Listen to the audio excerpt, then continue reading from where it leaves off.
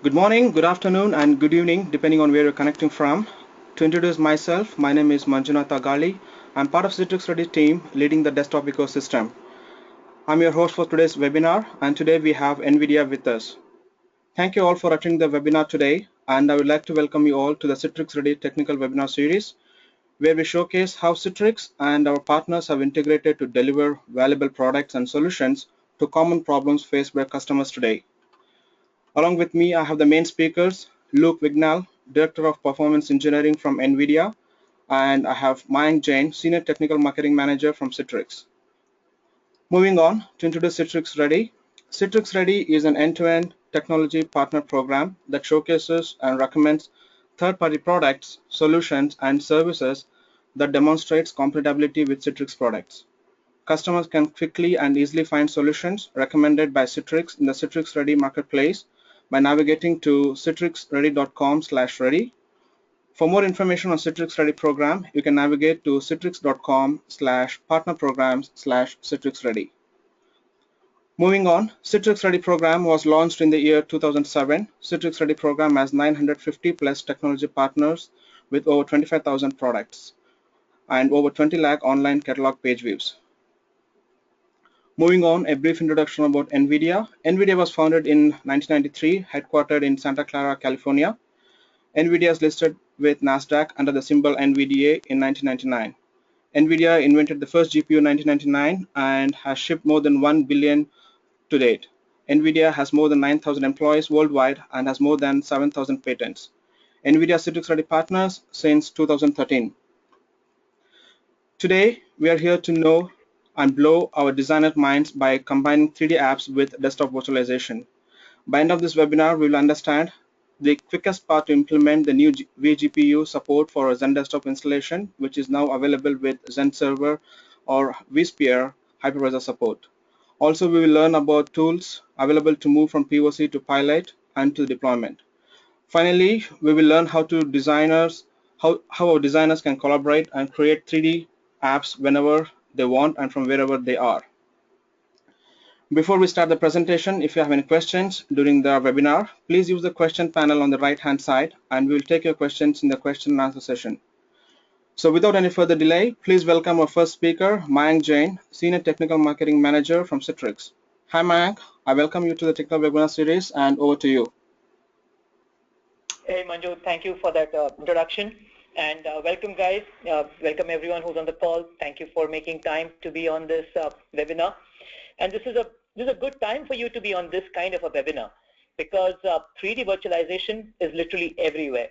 I mean, I can't even believe that we are almost at the midway mark for the year, and we've been to so many events through this year, and everywhere we went, the majority of the sessions that were delivered by our customers were around 3D virtualization. So this is a year that can truly be called, the year of 3D virtualization. And what really does it mean? What does it mean to you, maybe as a partner or a customer? You have to look at the number of different verticals in which this is applicable. The greatest benefit of 3D Pro or of this 3D virtualization is not just the fact that they can enable a few applications or a few use cases. The greatest contribution of 3D Pro is that it enables a lot of these use cases that we never thought were possible to be mobilized, to be virtualized, are now ready for mobility, are ready for being delivered from the cloud, being delivered on iPads and things like that.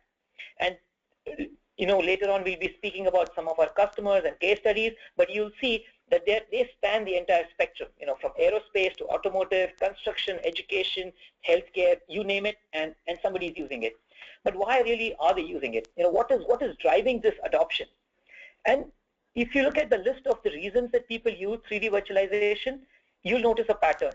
I mean, I'll just talk about some of them, right? The globalization of the workforce, securing your intellectual property, or working from home, working from anywhere, working from any device, and simply getting to market faster. Do you see the pattern here? The pattern is that it's very similar to the reasons people adopted mobile workspaces in the first place. 10 years, 20 years, Citrix is a 25-year-old company now. 25 years ago, when we first started giving this remote access, these were the exact same drivers back then. The drivers haven't changed. It's just that at that point, we could not virtualize so many of these use cases. We could only give it to these to task workers, to office workers, people in the finance sector, and so on. But today, with the globalization, you have somebody in China working on the next Boeing airplane. You've got somebody in Africa trying to work with something very, very high tech, which requires technology. But the intellectual property for that might be centered in Europe, for example. Now, when you're not there physically to oversee and to make sure that things are secure, it's great to have a solution that can secure it for you. And 3D virtualization allows you now to just give anything you want, move all the sort of processing and the intelligence into the data center, and at the same time, the person at the other end of that, the end user, could be a contractor, could be an employee, could be a branch office. They get to experience it, they get to use it as if it was locally installed for them. And that's the biggest advantage of using something like 3D virtualization. And Citrix has been doing this for a long, long time. It started way back in 2006. And that time, Boeing wanted to create the new Dreamliner, the new airplane that they had. And that's where they collaborated with us to see if we could somehow enable something that they could use. It took 3 years for this to become generally available. And since then, we've had a number of customers adopt this, and the countries in which it's being used, the use cases in which it's being used is phenomenal. It's just across the board. And every year we've been launching something different, something new. We've been expanding the use case.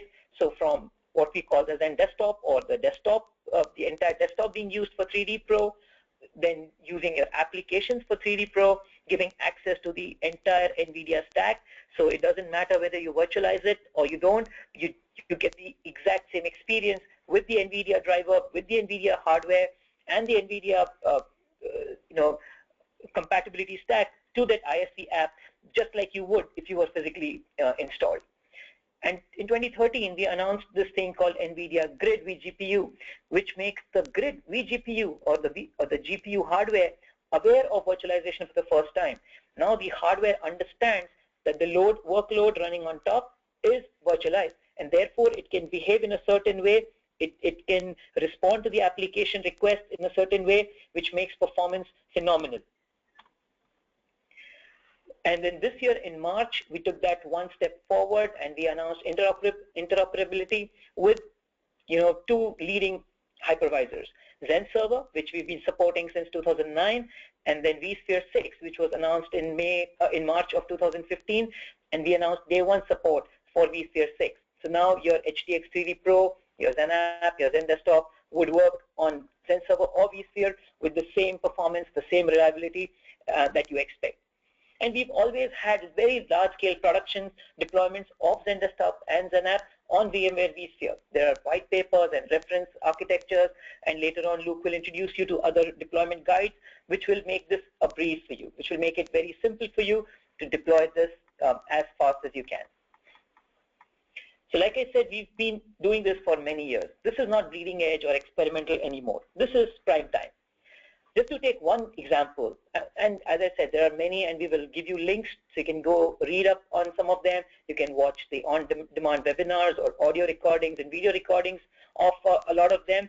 But just to talk about one of these customers, so Gulfstream Aerospace, somebody we all know, has been using this for a while, and they have spoken about this at NVIDIA's conference known as the GTC, or the GPU Technology Conference last year.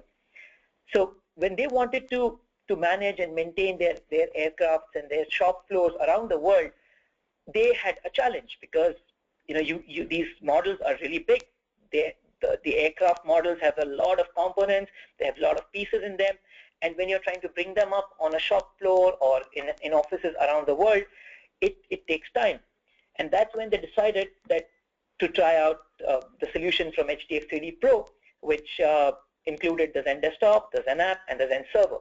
And using the Grid K2 cards, they were able to virtualize applications like the CATIA, Innovia Smart Team, and the SAP 3D Visual Enterprise. The benefit that they were able to derive out of this was that for the first time, they could have iPads and laptops in the field. So in the past, and there's a picture of this in the original deck, and I'll share the link to the original presentation from the person who delivered this. But you can see that there's a huge workstation that is precariously positioned on the shop floor to load up these applications. It can fall, it can be damaged, you can't move it around the shop floor. And from that experience, they managed to go to a situation where you can bring out your iPad and you can just pull up that same complex model without any delay. So that's the ease of experience for the end user. And for the administrator or for the organization, IP security becomes very, very a key business driver. It becomes the #1 reason that Gulfstream was willing to go with this further. And what happened eventually was that what started as a 3D virtualization project soon turned into a complete desktop virtualization project. So then they decided to virtualize it for not just the shop floor or the workshops, but for all their users. So some of the drivers, as we saw initially on the first slide, come back in this use case. It's the mobile delivery, the fact that it is device agnostic. It's got a very, it's got security which is kind of built into the solution. And then the best part, it just makes your life much faster. It makes it much faster to load the applications, to use the applications. And the quote that we love from Jeff, which he mentions in his call, in his session, is that the performance with the Grid K2 card was actually better than a local workstation. I mean, that's a phenomenal testimonial that I could not have come up with myself, which comes from a customer. And that's the kind of performance we are looking for to share with you. But Luke has been in the field for a long time, and maybe he knows even more customers who've been doing something like this. Yeah, absolutely. It's easy to go out and get a lot of customer references that talk about some of these, very cool or sexy or disruptive new ways of doing business, like iPads on the floor. In fact, on the next slide, we talk a little bit about, I think we have some more quotes and so forth. But it occurred to me that there's a really good, simple example of benefit here. And that's an AEC firm, an architectural firm. They build stadiums and so forth. And they have, architects and designers and so forth all around the world, but specifically also on the East Coast of the United States. And for the longest time, as they were going through, cost analysis and trying to understand if this made any sense, what was the cost of EDI? Did it make sense to get designers on, into this, and so forth? And you can see in that first point that, we can say all day that security, cost savings, mobile access, you name it, are all key wins. But in their case, it took Hurricane Sandy doing just, unbelievable damage to the East Coast and knocking almost all of these billable by the hour employees out of work for days. That took them to finally go, we need a solution that allows us to keep our productivity high through even major events like this. What's interesting is that convinced them it was time to do it. The interesting outcome was this last winter on the East Coast was a particularly harsh winter with an awful lot of snow days. And I remember talking to the CTO, made the comment that one of the senior partners had expressed dismay that only 50% of their employees were able to get to work. If 50% could get to work, why couldn't they all? And that is such a telling example of what a fundamental shift it is when you put, essentially you bring the users to the desktop in the data center instead of trying to bring the data to the users in the field. Excellent. Excellent. So that's actually a great segue to to our first poll. So we'd actually like to poll you right now, and if you could spend a couple of seconds just answering some of these questions, I think that will help us a lot in understanding where you are in this journey, and then tailor this conversation to be more specific to your requirements. So I'm now showing you a poll, and I'd like you to just select the one that applies to you. So what is your familiarity level with GPU virtualization? I know I spoke a lot about the benefits and how people are using it, but I would like to understand from this audience, at what level are you? Are you using it, but are you new? Like, do you use physical GPUs but not really virtualize it yet? Or you're not using GPUs at all but plan to use them soon? Or you might have a pilot in progress. You might already be talking to someone, and then you want to learn more. And the best would be if you already use all of this, the grid and the Citrix, and you're looking for more information, more best practices, or more advanced level information. So I have a lot of feedback already coming in. Almost 60% of you have voted. I would wait for another couple of seconds. Hopefully the rest of you can vote soon, and then we'll continue.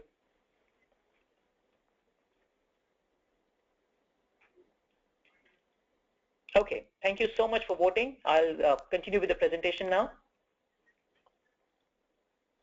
And there we go. So like I promised earlier, this was just a couple of examples that Luke and I spoke about. When you go back to this presentation, you can go hit up these links. So these are links to the GPU Technology Conference, and you will see that across the years, we've got so many customers speaking about this, and these are great real-world stories for you to just understand how it's being used in real world, what kind of problems they solve, what kind of situations, like Luke said. The side effects are so amazing. I mean, they started doing it to solve a certain problem or just for one situation, and it ended up becoming a much bigger deal for them. So in conclusion, before I hand it off to Luke, I just want to remind you that this is not bleeding edge. You have joined this when it's prime time. The experimental phase is over. People have tried this, tested this, given their feedback to the vendors.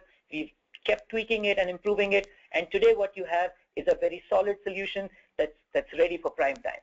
And before I give it over again, I have one more poll that I would like to get some feedback from you on, and I'm launching the poll now.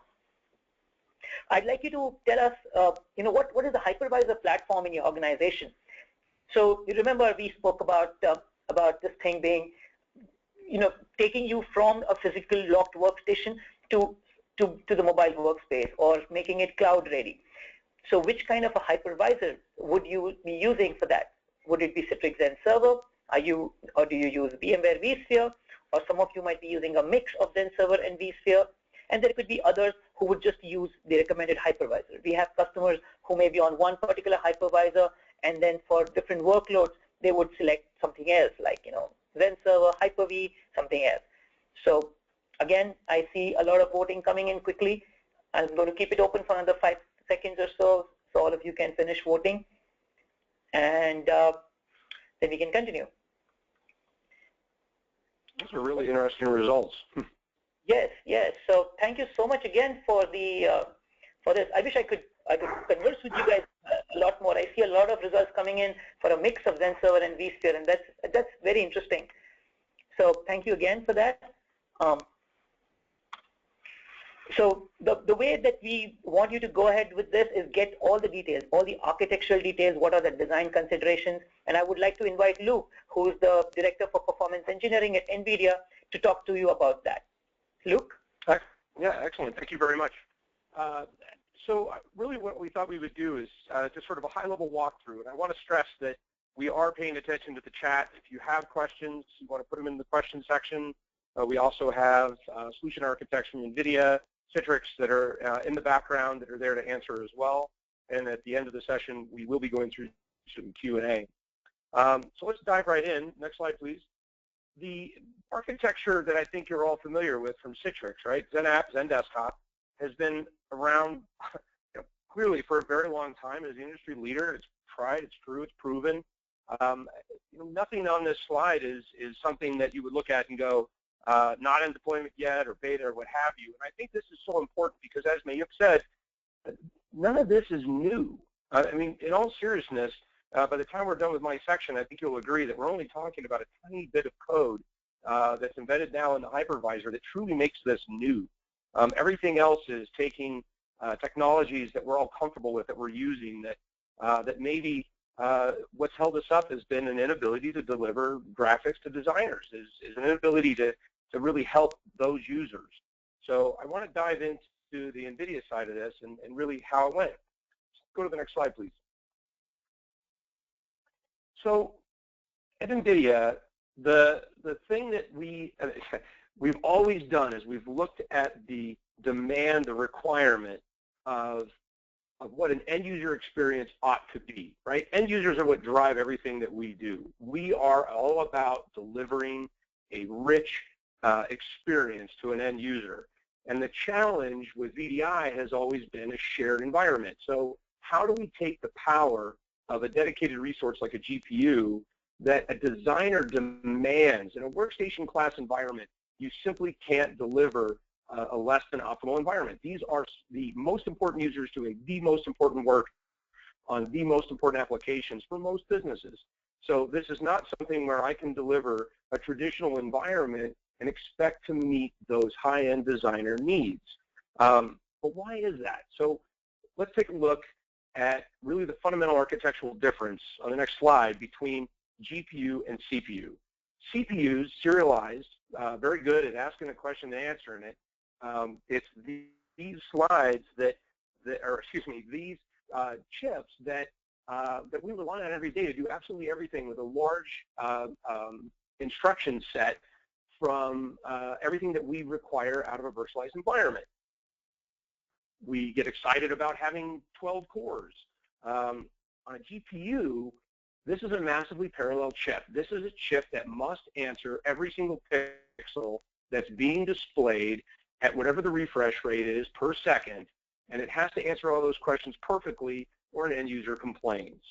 CPU, serialized, GPU, massively parallelized, and in a VDI environment, we've gone from taking workstation thinking, dedicated everything, individual race car for the user, right, to an environment where we now have a CPU answering the host's requirements, the guest requirements, and everything else. So how do we take that Quadro workstation, that race car, and deliver it into a shared environment, and then distribute that, share that out, so that regardless of the industry, regardless of whether it's the engineering user, whether it's a manufacturing CAD/CAM user, also in aerospace, whether it's petrol and geoseismic analysis and oil and gas, you name it, those users can appreciate that level, that quality of graphics. Let's talk a little bit about how we've put together the delivery mechanism. So we have, in essence, drilled this down to two very powerful cards. And we've built a platform on top of those cards, and I'll get to the cards in a moment, of software to create a full stack. So this is now a platform. So unlike the past where we would have our card and a driver, we're now inserting a layer that allows us to emulate the same advantages of, say, a hypervisor. And we've really created two ways to deliver that experience. The first is pass-through on the left.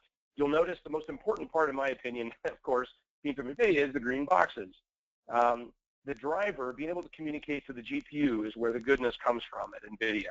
It's our ability to derive these hugely powerful GPUs directly from within the guest that allows the guest to have the performance it needs to run some of these apps.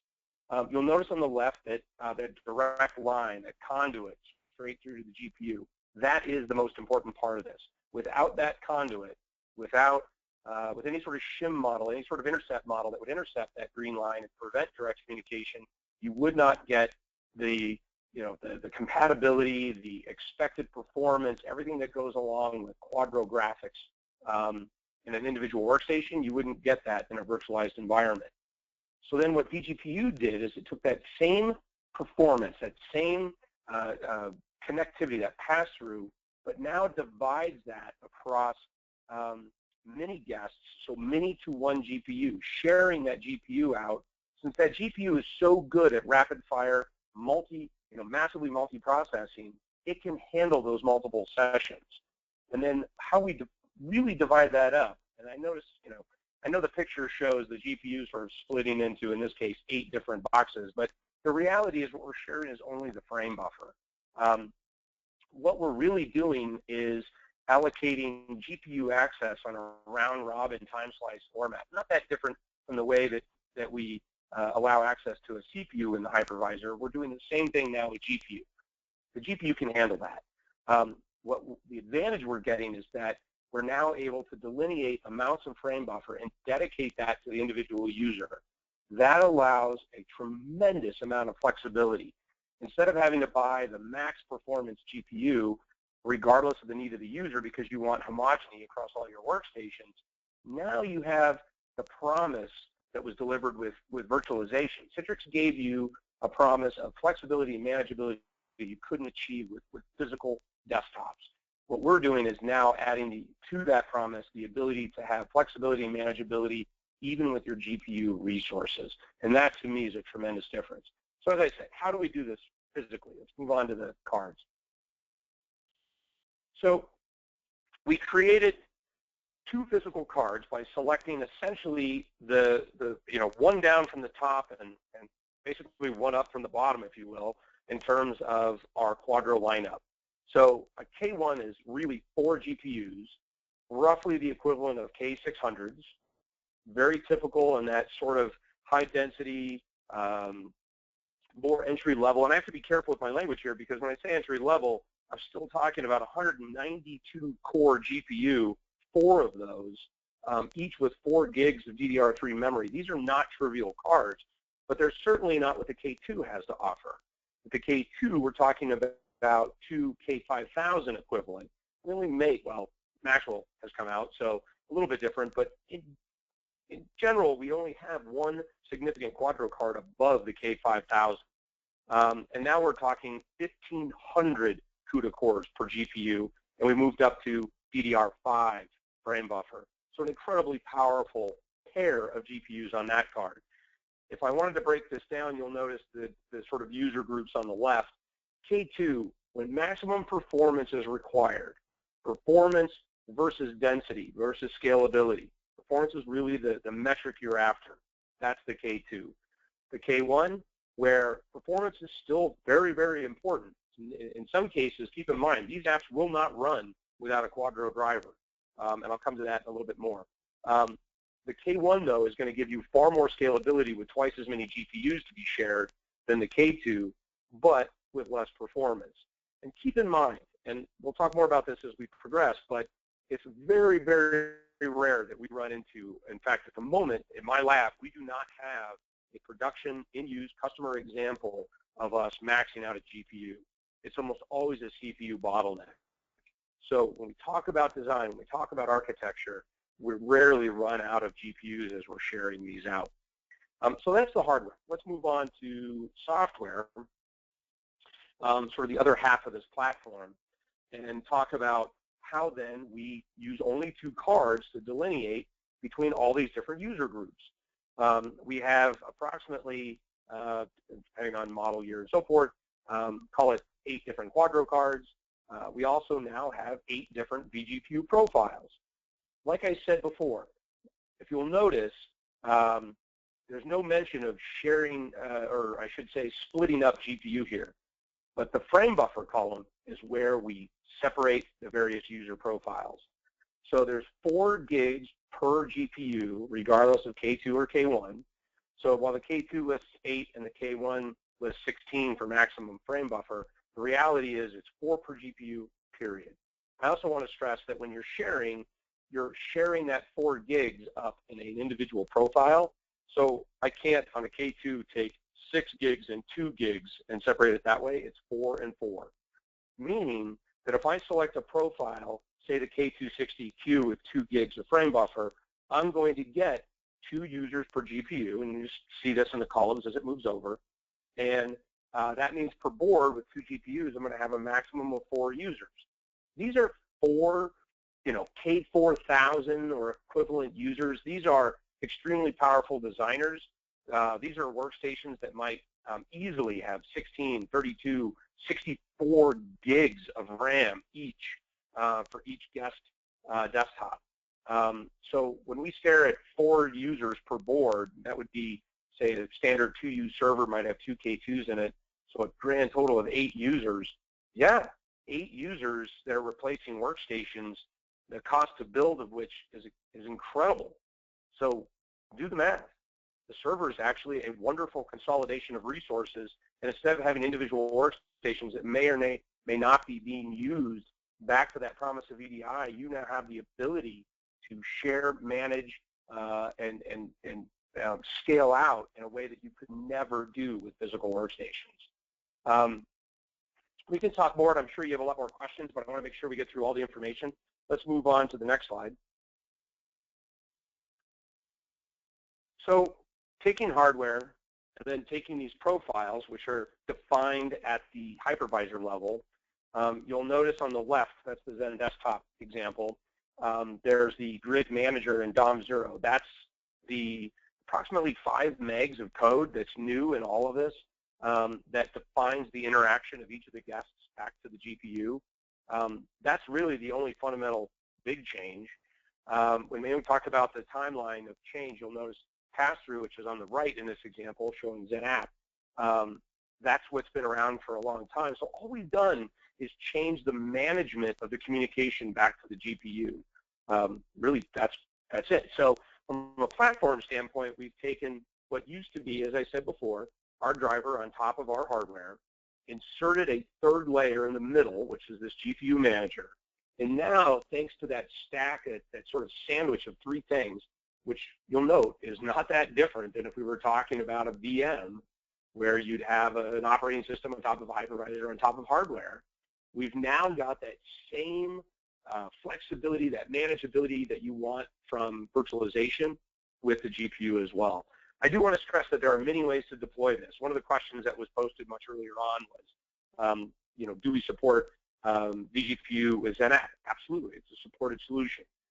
It is another way of delivering GPU through to XenApp guests or host servers, from the host, and you can really increase your density.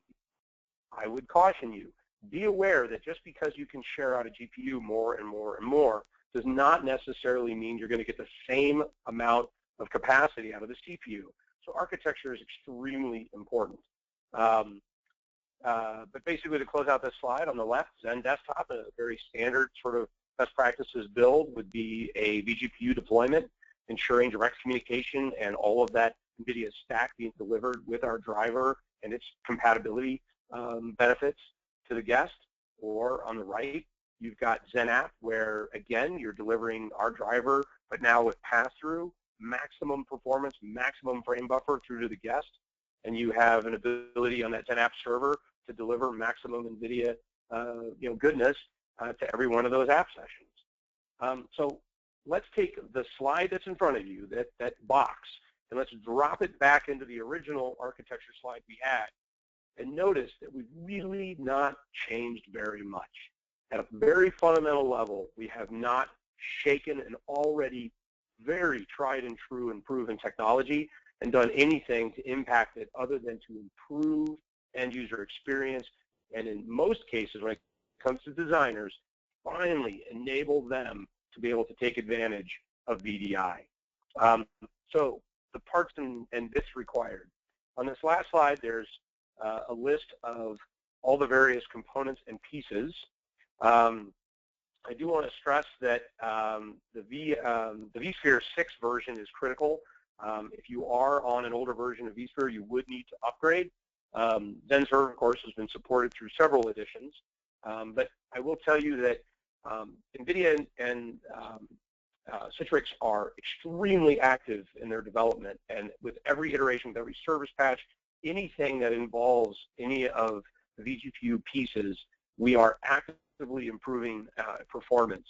When I am in the field and I'm talking to somebody from a performance standpoint, and their question is, we'd like, we're not seeing the performance we expected for some reason, or we're trying to diagnose an issue. Invariably, I'm looking at much older code bits, and if we upgrade them, we begin to see them take advantage, in some cases, of double-digit improvement. So I want to stress that upgrading and taking advantage of the work that we're doing is critical. Supported server. I should have mentioned this on the grid card slide. These cards pull a tremendous amount of power. They're GPUs. If you're supporting workstations with GPUs today for designers, then you absolutely know the amount of power, the amount of heat that those workstations create. So another advantage to putting them in the data center. However, it also means you must use a certified server that can support these cards. We have, I say that, but I also want to stress that every single one of the major OEMs and their major, most popular server platforms are supported. You just want to make sure that you are on the ACL lists for both NVIDIA as well as Citrix to ensure that you are delivering a properly supported environment. Of course, our cards, and then the drivers and vGPU manager. These are bundled together. You go to our website, go to our drivers, same spot you would normally go, but you drop down to grid and you grab this zipped bundle that includes some wonderful README notes. I know those get dismissed a lot. You'd be shocked at the quality of information that's in the README notes that's bundled with this. There are some quick start guides and so forth. But there are 3 pieces, and that is our Windows driver, 30-bit and 64-bit, as well as the vGPU manager that must be installed into the hypervisor. Last 2 bullet points there. The deployment guide, something that I was heavily involved with in writing. This is something that we put together. I refer to it as my picture book. It's got fewer words and a lot more pictures. We captured every single possible screenshot on the grounds that if you are like I am, you don't read, you just skim, next, finish. You want to get this done, you don't want to spend a lot of cycles on it. We did it so that you could, in fact, plow through this. It looks huge, but really, if you're running through it, it's not. And then, of course, we have this blog. The Citrix blog has been a go-to blog for the NVIDIA Grid team for quite some time. It is a wonderful list of all the various benchmarking tools and so forth.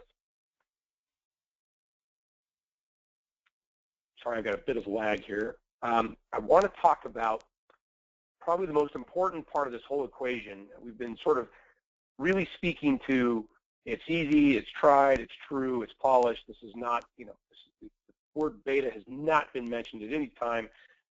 Do it and expect good, solid results. So how do we expect you to get there?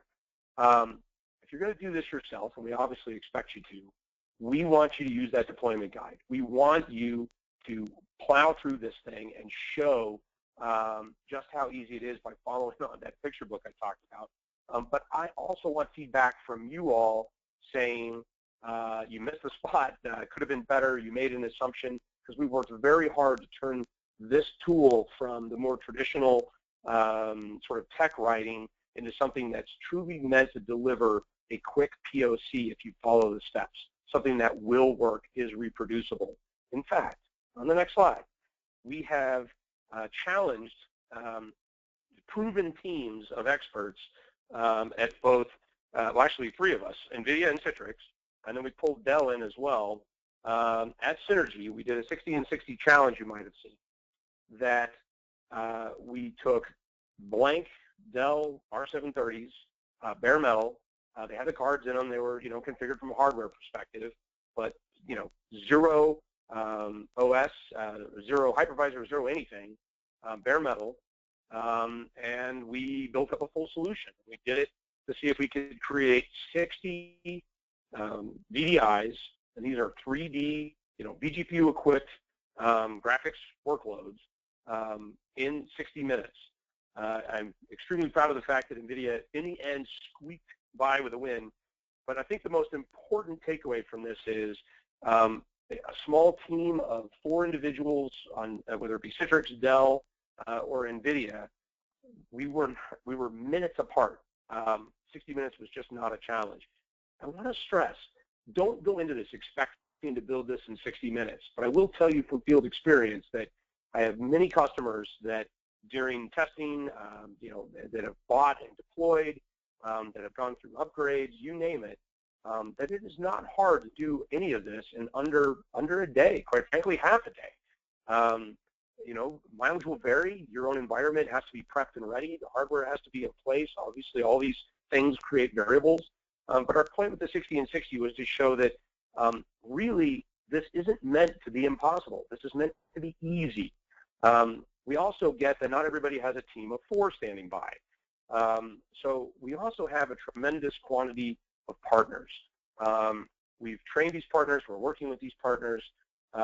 These are the various, this broad network of resources that are available out there for you to lean on and expect them to be able to come in, understand your environment.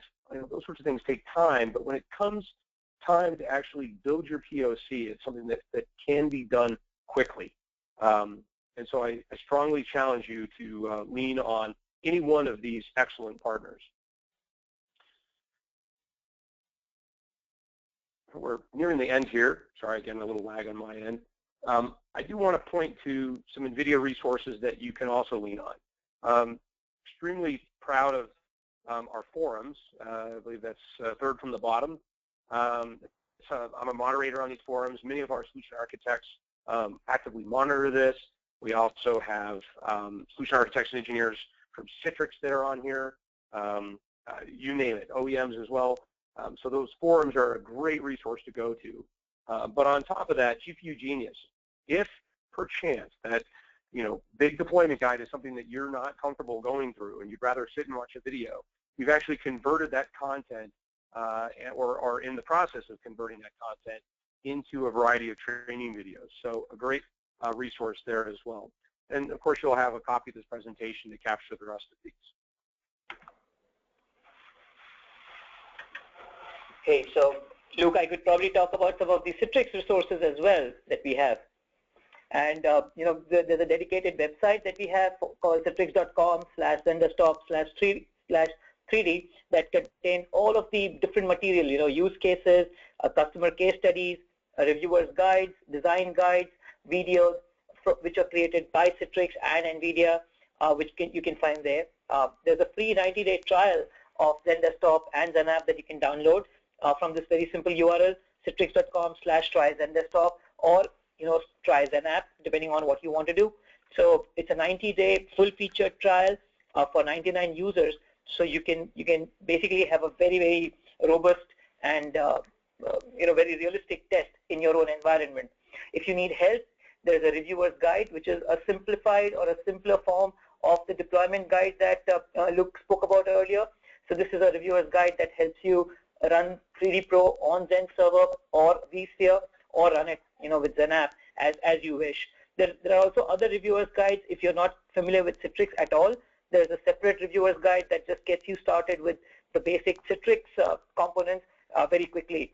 So all of that is on that website or on these links. Most of us who work on the 3D team are fairly active on Twitter. We keep engaging, whether you have questions or just a discussion, just announcements of new features or new things that we discover from the field, customers using it in different ways. So you could follow us on Twitter. So I use the handle Mayank J, which is MAYUNKJ. Our product manager is Rachel Berry. So she uses the handle RHBBSC. And then our senior product manager is Derek Thorslin. And he's a very, very popular speaker. And he's been talking about HDX 3D Pro for most of his career at Citrix.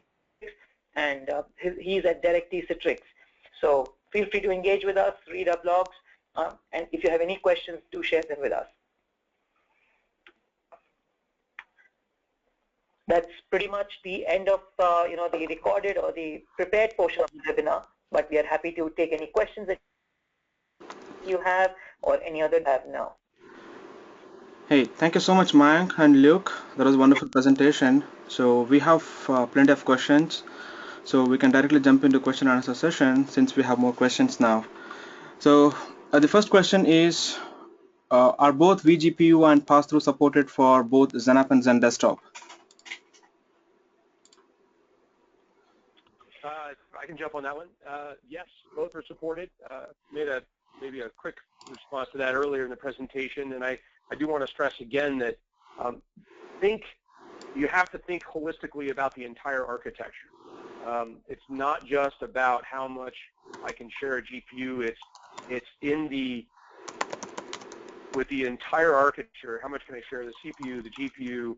Are there IOPS considerations? I mean, really don't change how you think about architecting your Citrix environment. And this goes back to it. You've been doing this a long time.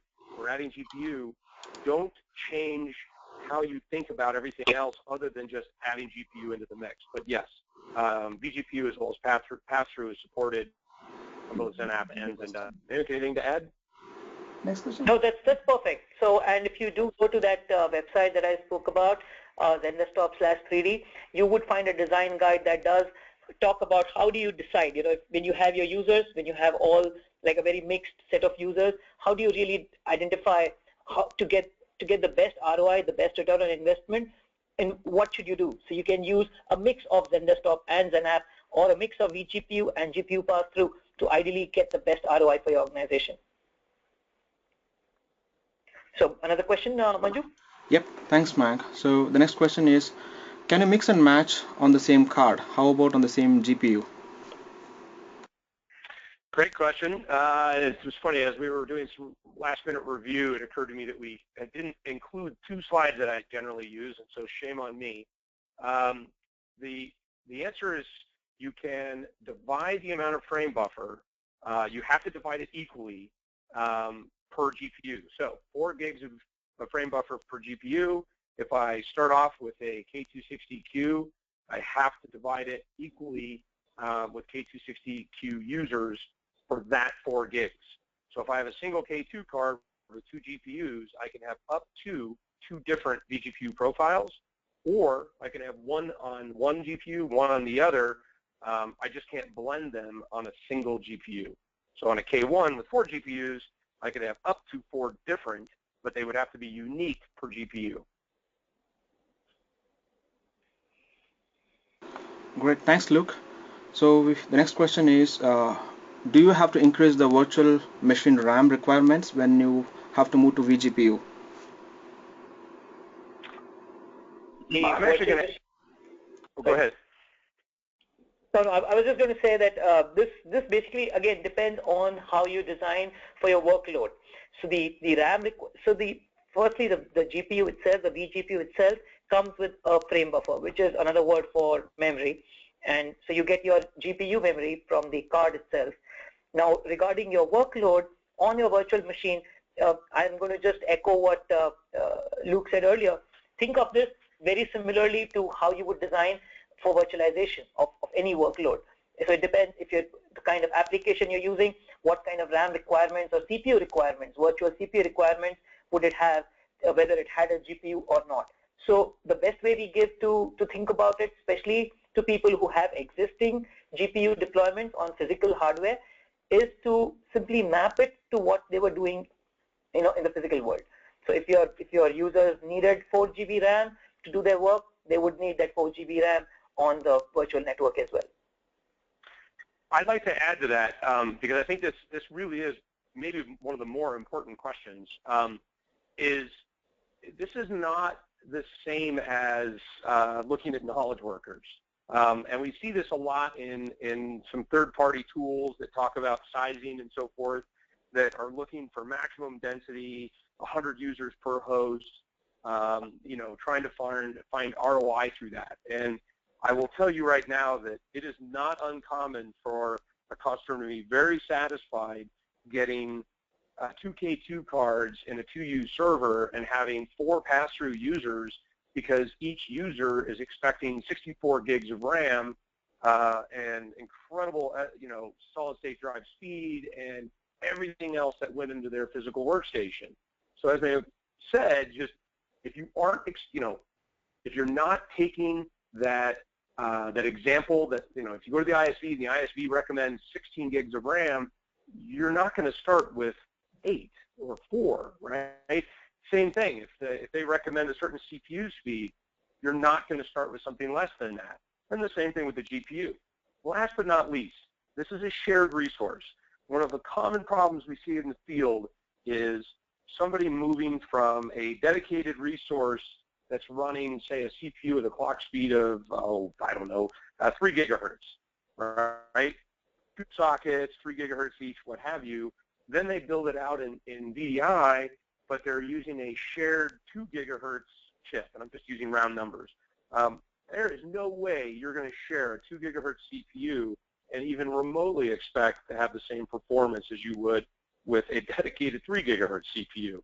So again, to just amplify both of our points, it is critical that you consider the full architecture and design based on the need of the user, and to let go of that historical, I need 100 users per host, because that is not what you're going to be building out for designers. Excellent point, Luke. Yes, thanks for clarifying that. Excellent. Hey, thanks, Mike. Thanks, Luke. Next question is very straightforward. The question is, will this solution work over WAN? Yeah, you take that. No. Since I focus on performance, I'll dive on it. I like the hand grenade in the room, right? So I want to stress one of the challenges that we face in performance engineering. I can deliver, an unbelievable end user experience at the core, right? So I'm on the LAN and I create an environment, I have an ability to guarantee the delivery of those graphics to that end device because I own all of those network segments.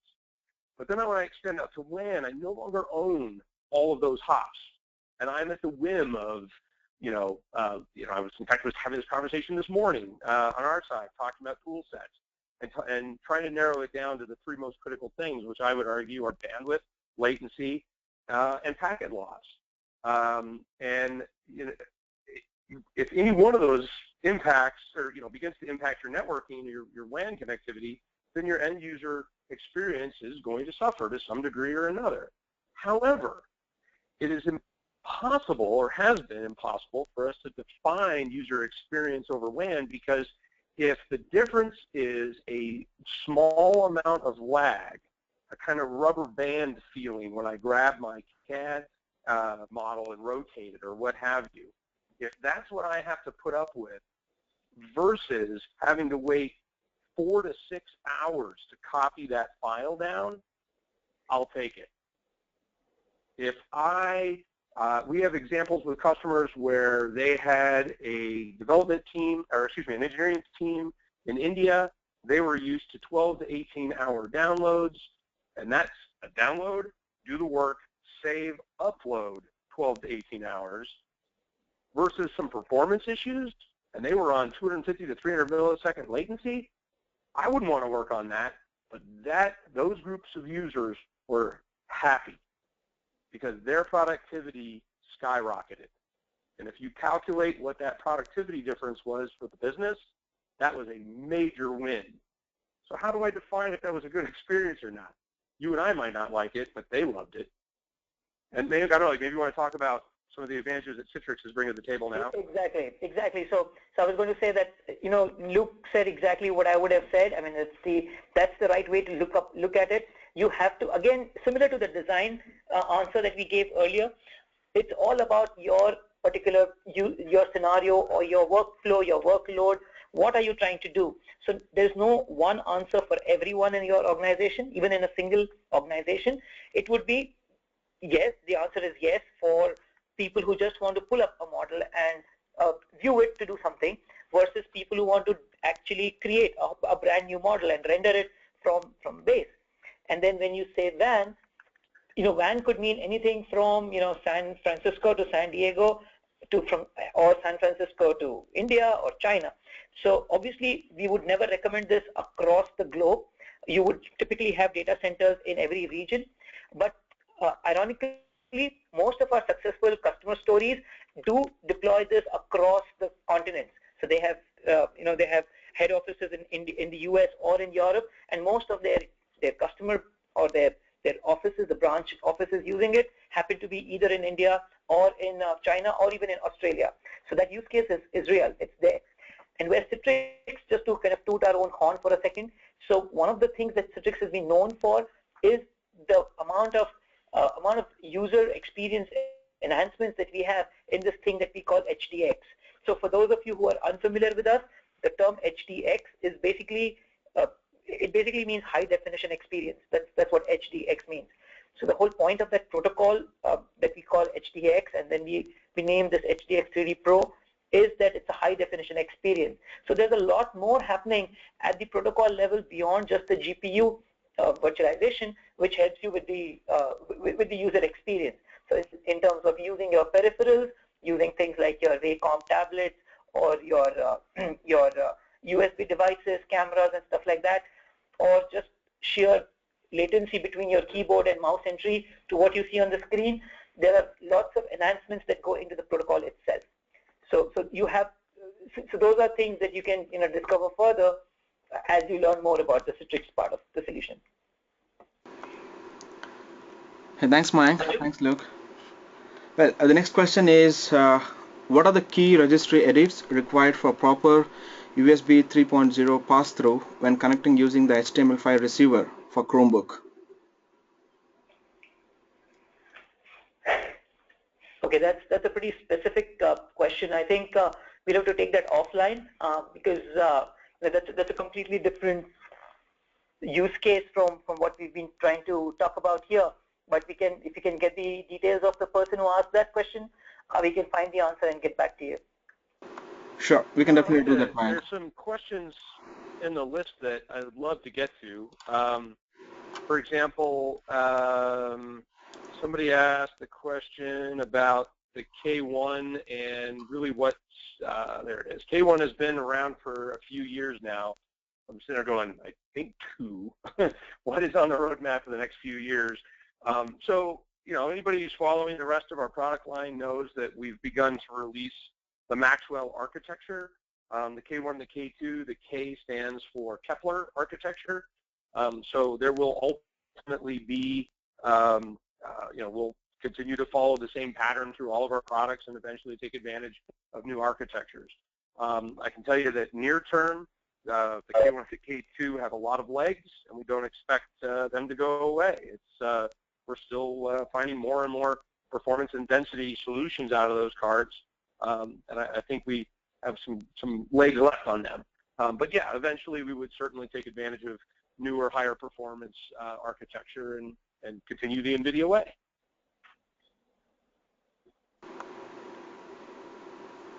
Next one, because I think this is one I'm shocked wasn't brought up before. Are there any plans to support VMware vMotion with using vGPU on the ESX program? But I also want to platform. I also want to mention that this also goes with Motion on XenServer as well. The challenge with Motion is that if you dug into the actual architecture behind Motion, most of a desktop is in static memory. It's very easy to replicate that. You're essentially cloning, and at the last second, that you clone that, you pause, you clone that last piece of active RAM, if you will, and then you kill the original, and you've moved. You haven't really moved. You've just sort of, cloned yourself in a second location. That's fine. Very rarely does an end user notice any interruption or any impact. That's because we're not dealing with 60 hertz refresh rates on, a major display answering all those pixels at once. The fundamental challenge, the technical challenge of trying to replicate that in 2 places without all the performance hit or any impact to an end user is not an easy solution. So I guess the short answer is it's very clear to NVIDIA, it's very clear to Citrix that is obviously a tool that sysadmins everywhere use and enjoy for VDI or for virtualization in general. It's very hard. I don't know how soon, but it is on our roadmap. However, I'd like to question how much high availability, how much flexibility do you get today out of a workstation? If you have fire in a building, sprinklers went off, something like that, and you lost an entire engineering floor's worth of, pick your workstation platform, but discrete GPU equipped, big workstations for designers. What the turnaround time is to replace all those versus, okay, everybody, go home and grab whatever you have at home and log in and get back to work, because that's the answer today. So even without Motion, you have an just absolutely staggering difference. And this goes back to my example I used much earlier about Hurricane Sandy followed by the blizzards of this winter. You have an ability to provide, more availability, if not high availability, and, not true HA. And you certainly have a BRDR solution that you have never had before. I want to stress that. That was a long answer, sorry. Thanks, Luke. So we can probably take one more question before we wind off this session. Question is, do we know if you would get better performance from a grid K2 card by sharing it out to multiple virtual desktop as compared to having the grid K2 being as a GPU pass-through to one XenApp server? All right, so this is again back to the workload or the work, the use case situation, right? So if you farm it out to different desktops using the XenDesktop method, and you assign each vGPU on the K2, then yes, you will have a much more finite kind of a resource allocation to each of those desktops. But then you would be able to also support relatively fewer number of users. But then they would have a lot of performance. With the GPU pass-through method, if you use an app to pass it through, the number of users that you can support is a lot more flexible. It's a lot more versatile because there is no hard limit or hard allocation of resources per user. It's you have these sessions, you share them, and as long as you can maintain the performance, you're good. So the question of when would you use which one of those would depend on what are you trying to do. So for a lot of use cases, the XenApp option is great because you basically, in fact, I'll tie this into another question that is there in the list, which is, does this do anything for browsers, for example? Nowadays you might want to do, beyond 3D designing and modeling and 3D rendering, you have a lot of other rich media activity happening in other applications. A simple thing like PowerPoint could have a very rich experience, transitions and animations, and then all your other applications like Windows 10 or Windows 8 even, the user interface itself is very rich.